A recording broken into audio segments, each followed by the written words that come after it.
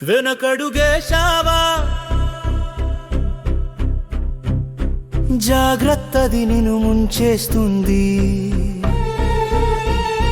వెనకడుగేసిన గొర్రె పిల్లల బ్రహ్మాండం బద్దలు కొట్టాలి. వెరపునో మరపునో తలపునో పనులను వాయిదా వేసితే అవి ఎన్నటికీ పూర్తి కాదుగా. ఎంతటి పనినైనా చిన్న చిన్న ముక్కలుగా చూస్తే లక్ష్య సాధన కష్టం కాబోదుగా. వర్తమాన సమస్యలను ముందుగానే పసికట్టి సమాధాన ప్రణాళికలు తయారు చేసి అన్నిటికీ సిద్ధంగుంటే సాధించలేనిదేముంది. వెరపులకు మరపులకు స్థానం ఎక్కడుంటుంది.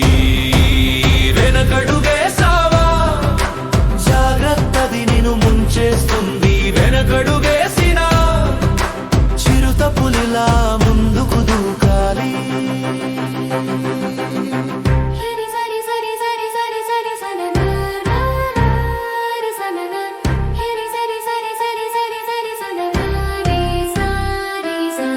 ఎంతటి గజానికైనా గజము లేని సింహం భయపడుతుందా? దానినే భయపెడుతుంది, వక్షస్థలం చీల్చేస్తుంది. అంతటి సంద్రానికి చిన్న చేప పిల్ల భయపడుతుందా? ఆడుతూ పాడుతూ ఈ దేశం గమ్యం చేరేస్తుంది. యోజనోజనలు పక్షులు ఎగిరొస్తాయి, గమ్యాలు మార్చేస్తున్నాయి. అంతకన్నా శక్తి తక్కువ నీకేముంది? ఒక వెరపు సోమరితనము తప్ప.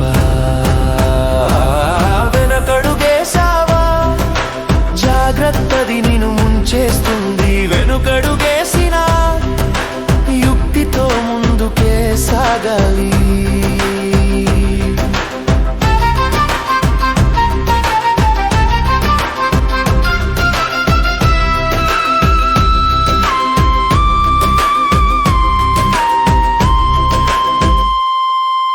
లోకాన్ని నీవు గమనిస్తే నీకు అవగాహన పెరుగుతుంది.